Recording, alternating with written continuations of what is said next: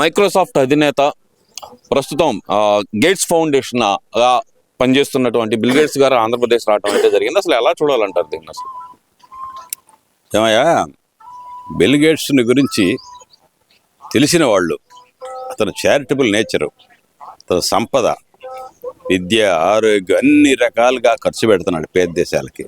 ప్రపంచం అంతా కూడా తెలుసు. బిల్ గేట్స్ ఇండియా వచ్చాడంటే చంద్రబాబు ఒక బంగారు కొండను తీసుకొచ్చాడు. అసహించుకునేవాళ్ళు చంద్రబాబుని, అసహించుకునేవాడు లోకేష్ అయితే అది సహజం. నీకు ఎంత మంచి చేసినా కూడా క్రిటిసైజ్ చేసేవాళ్ళు ఉంటారు. వాళ్ళు మనం ఏం చేయలేం. బిల్ గేట్స్ అనేవాడు రావటం ఎన్ని గంటలు? 5 గంటలు స్పెండ్ చేశాడు. 5 గంటలు స్పెండ్ చేశాడంటే చాలా గొప్ప విషయం. అసలు అతను చంద్రబాబుని ఎంత పొగిడాడు తెలుసా నీకు? బిల్ గేట్స్ పొగట్టం అంటే ప్రపంచంలో ఉన్నటువంటి గొప్ప మేధావుల్లో, ధనవంతుల్లో బిల్ గేట్స్ ఒకడు. చారిటబుల్ నేచర్లో కూడా, దాన ధర్మాల్లో చేయటం కూడా, ప్రపంచాలకు సహాయం చేయటంలో కూడా బిల్ గేట్స్ చాలా గొప్పవాడు. అలాంటి వ్యక్తి అక్కడి నుంచి ఫోన్ చేస్తే పరిగెత్తాలి. ఎవరు? చంద్రబాబు పరిగెత్తాలి అమెరికా. అలాంటి వ్యక్తి వచ్చి చంద్రబాబుని కౌగిలించుకొని సింగపూర్ ప్రధానమంత్రి తర్వాత నువ్వంత గొప్పవాడు అని ఆయన ప్రశంసించాడంటే, ఇప్పుడు ఏనుగు పోతూ ఉంటే కుక్కలు మురుగుతూ ఉంటాయి. వీటన్నీ సహజం అది, కానీ ఏనుగు లెక్క చేయదు. అట్లనే చంద్రబాబుని మనం అభినందించాలి. ఎందుకు అభినందించాలంటే ఇప్పుడు ఒకటే గుర్తు, మరీ మీరు చెప్తున్నాం, హైదరాబాద్ డెవలప్మెంట్ ఎవరిది అంటే చంద్రబాబుదే. అలాగే ఇది కూడా ఆయన పట్టుదల ఏమిటన్నట్లయితే ఇక్కడ కూడా హైదరాబాదుని మించి దీన్ని తయారు చేయాలనే పట్టుదలతో పనిచేస్తున్నాడు. అతను సక్సెస్ అవుతాడు. బిల్ గేట్సే కదయ్యా, బిల్ గేట్స్ వచ్చాడంటే ప్రపంచ వ్యాపార సంస్థలు ఎన్ని వస్తాయి. ఇప్పుడు ఒక గొప్ప వ్యక్తి, నమ్మకం కలిగిన వ్యక్తి, ప్రపంచంలో అత్యున్న స్థానంలో ఉన్న వ్యక్తి ఒక వ్యక్తిని నమ్మాడంటే ప్రతిమాడు ఆటోమేటిక్గా దే విల్ ఫాలో. ఇప్పుడు నువ్వు మంచోడు అని పెద్ద గొప్ప వ్యక్తి చంద్రబాబు ఆటేసుకొని వేరే చాలా గొప్పడు రా నేను భుజాన్ని వేసుకున్నాను అనుకో, నీకెంత కీర్తి వస్తుంది? నిన్నందరూ కనపడమ్మా అని ఎగబడతారు. అది అట్లనే బిల్ గేట్స్ అనేటువంటి గొప్ప వ్యక్తి రావడం చాలా అదృష్టం. మన రాష్ట్ర ప్రజలు చేసుకున్నటువంటి అదృష్టం. అందుట్లో రావడానికి కూడా కారణం చంద్రబాబే, వేరే వాళ్ళు కాదు. అందుకని స్టేట్ డెవలప్ అయింది, చాలా ఫాస్ట్గా డెవలప్ అయింది. దీనివల్ల ఏమైందంటే ప్రపంచ వ్యాపార సంస్థల నమ్మకం వస్తుంది. ఇమీడియట్గా ఇంకోటి వస్తుంది. వీళ్ళు మన కౌన్సిల్లో అడుగుతున్నారు, వాళ్ళకి ఆస్తులు ఇచ్చారు, వీళ్ళకి ఇస్తారు, ఊరికి ఇచ్చారు. 99 పైసలకే భూములు ఇచ్చారు, ఉపయోగం ఏముంది దానివల్ల? మీరు దోచుకు తినడానికే కదా ఇదంతా అంటున్నారు. కానీ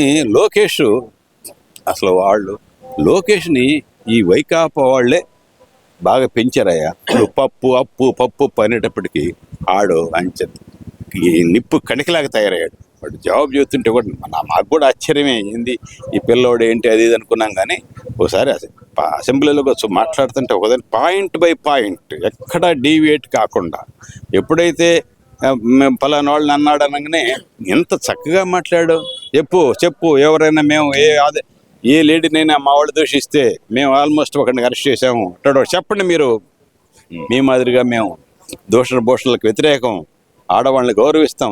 ఎంత చక్కగా ప్రజెంట్ చేశాడు. అందుకని బాగా మెచ్యూర్ అయ్యాడు. తర్వాత ఇంకో గొప్ప విషయం ఏంటంటే పవన్ కళ్యాణ్ కూడా బాగా మెచ్యూర్ అయ్యాడు. వాళ్ళ ధ్యేయం ఏంటంటే వీళ్ళు రాజకీయాలు కాదు, మన మీద పవర్ కావాలా, ఇది కావాలా, అది కావాలని కాదు, రాష్ట్రాన్ని బాగు చేయాలి అనేటువంటి ధ్యేయంతో నడుస్తున్నారు వాళ్ళు. ఇప్పుడు ఎవడో ఉంటాడు, బీజేపీ వాళ్ళు కూడా, బీజేపీ వాళ్ళకి ఇది నేను ఆదినారాయణతో మాట్లాడు కమ్మగా ఉందని ఉంటుంది. వాళ్ళకి కూడా ఎదుగుతూ ఉంటే ఈర్ష్యా ద్వేషాలు పేరు వస్తుందనుకో, ఏమో వీళ్ళకి పోతారు, ఇక మనం పవర్లోకి రాము అనేటువంటిది దాన్ని విశ్లేషించారు. కమ్మగా ఉంటుందంటే ఇప్పుడు ఏమయ్యా రుచి ఏదో మైసూరు బాగా పెట్టావు, ఎట్లుంటుందంటే ఏమంటే కమ్మగా ఉంది సార్ అంటారు. అది కమ్మడదనే. ఏంటంటే ఆలోచన విధానంలో తేడా. అంటే ఇక్కడ ముఖ్యంగా జగన్మోహన్ రెడ్డి గారు సార్, అంటే అడగకూడదు అనుకున్నాను, కానీ ఇది అడక్క తప్పట్లేదు. పాదయాత్రకు వస్తానంటున్న జగన్మోహన్ రెడ్డి గారు, బయటకు వచ్చి ప్రెస్ మీట్లు గంటలు మాట్లాడే జగన్మోహన్ రెడ్డి గారు మరి 11 నిమిషాల్లో అసెంబ్లీలో స్పెండ్ చేయలేకపోవటానికి గల కారణం ఏమనుకోవచ్చు అంటారు? మరి నీకు మరీ చెప్పా, తప్పక అడగాల్సి వస్తుంది నిన్ను సార్ మరి. ఎందుకంటే వినువయ్యా విను, జగన్మోహన్ రెడ్డి అనేవాడికి ఏమిటి, అతనికి మాట మీద నిలకడ లేదు. అతనికి భయం ఏంటంటే అది పవర్ కోసం పదవింది. ఇప్పుడు అతను ఎంత భయస్తుడంటే పవర్లో ఉన్నప్పుడు చెట్లు నరికిచ్చాడా, పరదాలు కట్టుకున్నాడా, చిన్న దాన్ని కూడా విమానాల్లోనే పోయాడా? అప్పుడు పవర్లో ఉన్నప్పుడే అంత భయం ఉంటే ఇప్పుడు ఎంత భయం ఉండాలా? పవర్ లేదు, ఇప్పుడు పవర్ లేదు. ఇప్పుడు పరిటాల రవిని చంపేశారు. ఎట్లా చంపేశారు? పవర్ పోయింది, సెక్యూరిటీ వాళ్ళని తీసేశారు. పరిటాల రవి అప్పుడే చెప్పాడు నన్ను చంపేస్తారు అని. పరిటాల రవి గొంతెత్తి అందరికి చెప్పాడు నన్ను చంపేస్తా. ఎప్పుడైతే పరిటాల రవిని పర్సనల్ సెక్యూరిటీ ఎప్పుడైతే తీసేసి పోలీసు వాళ్ళు పెట్టారో చెప్పాడు. అది పరిస్థితి. కానీ వీళ్ళ పరిస్థితి ఏంటంటే వీళ్ళు అలాంటి వాళ్ళు కాదు. వీళ్ళు దూరం, వీళ్ళు మర్డర్లకి వాటికి చంపడానికి దూరంగా ఉండేటువంటి వ్యవస్థ. ఎందుకంటే ఇప్పుడు ఈ మన పవన్ కళ్యాణ్ అయినా కూడా భక్తిపరుడు. అందుకని చంపటాలు, మర్డర్లకి వీళ్ళందరూ కూడా they are far away from the arson and violence. వ్యతిరేకం. వీళ్ళేమో ఆ మాట అంటున్నారు సార్, వైలెన్సే రాజ్యంగా నడుపుతున్నారు. దానికి ఉదాహరణ అంబటి ఇంటి మీద దాడి కానీ, లేదంటే జోగి రమేష్ ఇంటి మీద దాడి కానీ. అసలు ఒక కాపు టైగర్ ని ఇలా చేస్తారా మీరు అనే మాట అయితే మాట్లాడుతున్నారు కదా సార్. మరి ఇప్పుడు చంద్రబాబు పంపించింది కాదు. ఇప్పుడు నువ్వేదన్నా నన్ను తిట్టావనుకో వీళ్ళంతా పడేసి కొడతారు నిన్ను. కొడతారు సార్, అది కామన్. అది చంద్రబాబు కొట్టించినట్ట. ఇప్పుడు అది కాదా, నేను చంద్రబాబు, ఇప్పుడు నువ్వు తిట్టావనుకో, నన్ను తిట్టావనుకో, నాకు వీళ్ళంతా ఫ్రెండ్స్, క్లోజ్ ఫ్రెండ్స్, వీళ్ళంతా క్లోజ్ ఫ్రెండ్స్. నువ్వు నన్ను పబ్లిక్గా తిడితే వాళ్ళంతా వచ్చి నేను పడేసి కొడతారు, తిడతారు. దానికి చంద్రబాబు కొట్టినట్ట.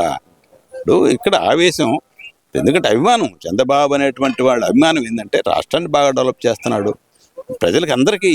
అసలు ఎక్కడ నీకు ఈ ఉచితాలు ఎక్కడి నుంచి తీసుకొస్తున్నాడు? జీతాలు ఇస్తున్నాడు, పెన్షన్లు ఇస్తున్నాడు. ఫస్ట్కే పెన్షన్లు ఎన్ని ఇస్తున్నాడు. తర్వాత ఈ ఉప్పు, పప్పు, బియ్యం, ఎన్ని కందిపప్పు ఇవన్నీ ఇస్తున్నాడు. తర్వాత ఎక్కడికి పోయినా కూడా సంక్షేమ పథకాలు ఏడితేడు చేస్తున్నాడు. మొత్తం గిరిజన రోడ్లు కన్నా సిమెంట్ రోడ్లు వేస్తూ ఉంటున్నారు. ఎక్కడే డబ్బులు ఏం చేసుకున్నారో ఎవరికి తెలియదు కదా. నీ హయాంలో నేను ఒక్క మంచి పని చేసావా? ఇప్పుడు సెంట్రల్ గవర్నమెంట్ సపోర్ట్ చేస్తున్నాడు, రైల్వేస్కి సపోర్ట్ చేస్తున్నాడు, తర్వాత ప్రాజెక్ట్స్ తీసుకొస్తున్నాడు, ఇవన్నీ తీసుకొస్తున్నాడు. ఎందుకు పోతున్నాడు? అయ్యా కొడుకులు ఢిల్లీ పిచ్చెక్కి పోతున్నారా? మళ్ళీ రేపు 20 తారీఖు పోతున్నారు. నిన్న చిన్న ఉదాహరణ, మన నారా కోడరికి పెద్ద ప్రాజెక్ట్ తీసుకొచ్చాడు చంద్రశేఖర్. పెద్ద ప్రాజెక్ట్, ఎడ్యుకేషన్లో పెద్ద ప్రాజెక్ట్. వీళ్ళందరూ ధ్యేయం ఏంటంటే ఈయన ఒకటే చెప్తున్నాడు, ఇవన్నీ పట్టించుకోబాకండి, మీరు రాష్ట్రానికి ఏం తీసుకొస్తారు. ఎంపీలకు కూడా ఒక నిర్దేశం, మీరు పొద్దున్న లేస్తే వాళ్ళ దగ్గరికి పోయి, మినిస్టర్ల దగ్గరికి పోయి, అయ్యా బాబుని కాళ్ళ ఏళ్ళ పడి మీరు ఏం పరిశ్రమ తీసుకొస్తారు, ఏం ఇంపార్టెంట్ ఇన్స్టిట్యూషన్స్ తీసుకొస్తారు, అది నాకు చూపించండి అని చెబుతున్నాడు. ఈయన కూడా కష్టపడుతున్నాడు. అందుకని వాళ్ళకి ఏంటంటే ఒకటే చెబుతున్నాడు, మీరు ఏదైతే చేయకపోతే నెక్స్ట్ టైం మీకు సీట్ ఉండదు. చాలు. అది మామూలుగా అయితే ఏందైనా ఇప్పుడు మామూలుగా అయితే అట్లా అన్నారు ఈ బ్యాచ్ అంతా వ్యతిరేకం. ఎందుకంటే మెజార్టీ ఉంది కాబట్టి. అదే కనుక బొట్టాబట్టి మెజార్టీ చంద్రబాబు కూడా ఏం చేయలేడు. ప్రతి వాడు బెదిరించేవాడు. అబ్సల్యూట్ మెజార్టీ ఉంది కాబట్టి చంద్రబాబు ఏం చెబితే అది జరుగుతుంది. ఇది స్టేట్ డెవలప్మెంట్కి ఉపయోగపడుతుంది. ఎమ్మెల్యేలు కూడా చెప్తున్నాడు, మీరు ఏం పని చేస్తున్నారు, ఎక్కడ ఏం చేస్తున్నారు, మీ డెవలప్మెంట్ ఏంటి, మీ యాక్టివిటీ ఏంటండి. వాళ్ళకి ఎక్కడెక్కడ ఇన్ఫర్మేషన్ తీసుకొచ్చి పాపం ఈ అమ్మాయికి పాపం మరి ఏం చేస్తాం, ఆ పిల్ల కొత్తగా వచ్చిన పిల్ల, చిన్నపిల్ల, ఆ పిల్లకి చెప్పరు అమ్మాయి పాపం ఎగబడుద్ది. పవర్ఫుల్ లేడే ఇప్పుడు. అమ్మో అసలు అంతమంది. ఇప్పుడు ఏంటంటే ఇప్పుడు వస్తుంటే ఒక ఉద్యమంలో నుంచే నాయకులు వస్తారయ్యా. ఇప్పుడు వెంకయ్య నాయుడు కానీ, శివాజీ కానీ, వీళ్ళంతా ఇప్పుడు జయాంధ్ర ఉద్యమం నాయకత్వం అనేటువంటిది ఉద్యమంలో వస్తుంది. ఆ అమ్మాయి మన ఉద్యమంలో నుంచి, మన దాని నుంచి ఆమె కరుడు కట్టింది. ఎంత అద్భుతంగా మాట్లాడుతుంది, పాయింట్ బై పాయింట్ మాట్లాడుతుంది. ఇప్పుడు ఆ అమ్మాయికి నెక్స్ట్ నువ్వు ఇక ఎగబడుద్ది, డెవలప్మెంట్ ఎగబడుద్ది. హ్యాపీ హ్యాండ్ ఇవ్వాలి తప్పదు. ఇక పోయి ఆ అమ్మాయి ఇక చెప్తుంది, చూసి ఎంత బ్రహ్మాండంగా మాట్లాడుతుంది. అసలు గుంటూరు నుంచి కడుతున్నారా ఆ అమ్మాయిని గురించి ఫ్లెక్సీలు? ఆ అమ్మాయిని గురించి ఆ అమ్మాయి కట్టమందే. మనోడు కట్టాడు అక్కడ ఒక ఫ్లెక్సీ, మన ఎంపీ ఇంటి మూల మీద వాడు కట్టాడు, గొప్ప ఫ్లెక్సీ కట్టాడు. వాడు ఎవడిని అడిగా, ఎవడు కట్టమంటారా నేను అన్నా. కట్టేదేం సార్, అమ్మాయి ఏం తెగబడింది సార్ అంటాడు. వాడికి ఎవరో తెలీదు. ఇప్పుడు ఎందుకు గల్లా ఈ అమ్మాయిని అభిమానించినాడు అంత ధైర్యంగా పోయి, ఏరా నువ్వు, ఇప్పుడు ఆడపిల్ల భయం కదా, వాడెవడు అంబోతాడు, అంబటి రాంబాబు అనేవాడు బాగా కొమ్ములో నా అంబోతువాడు, కుమ్మిపారనుతాడు, వాడికి భయం. నిన్న భయపడ్డాడు కాడికి, అంతకుముందు భయం లేదు. వాడు తెగింపు మనిషి ఏంటంటే నాకు బాగా నాకు వాళ్ళ నాన్న వాళ్ళ నాకు బాగా పరిచయం, మంచి ధైర్యస్తుడు. కాకపోతే మన ఈ దెబ్బకు కుంగిపోయి ఉంటాడు, కానీ బాగా కుంగిపోయి ఉంటాడు పాపం. కాకపోతే ఏంటంటే వాడికి ఏంటంటే వాడి కమిట్మెంటు నేను రాజారెడ్డి శిష్యుడిని, రాజశేఖర రెడ్డి శిష్యుడిని, వాడి శిష్యుడిని, ఇట్స్ లాయల్టీ మీద వాడికి ఏంటంటే ఈ ఫర్గాట్ అబౌట్ హిస్ ఎంటిటీ. అందుకని జరుగుద్ది, బాగానే జరుగుద్ది. కాకపోతే ఏంటంటే బిల్ గేట్స్ రావటం అనేటువంటిది అందరికి నువ్వు కూడా చెప్పు, తెలియని వాళ్ళు బిల్ గేట్స్ కూడా తెలియదు కొంతమందికి, అసలు చంద్రబాబు అంటే తెలియని వాళ్ళు ఉన్నారా ఈ రాష్ట్రంలో. అందుకని ఎందుకంటే పామర్ల దగ్గరికి ఏం ఉపయోగం లేదు. పామర్లు అంటే పామర్లకు దేశపోయిన డబ్బులు ఇయ్యింది ఓట్లు వేయరాయేవాళ్ళు. నేనేదో మా మల్లికార్జున తాండవ చెబుతున్నాడు, ఎంత గొప్ప పని చేసినా వాడి డబ్బులు వాడికి ఇవ్వాల్సిందే. తెలంగాణలో చూసావు కదా నువ్వు, వాడు పోయి ఓడిపోయిన నా డబ్బులు నాకు తిరుగుతున్నారు. అందుకని ఆ పరిస్థితి మారదులే.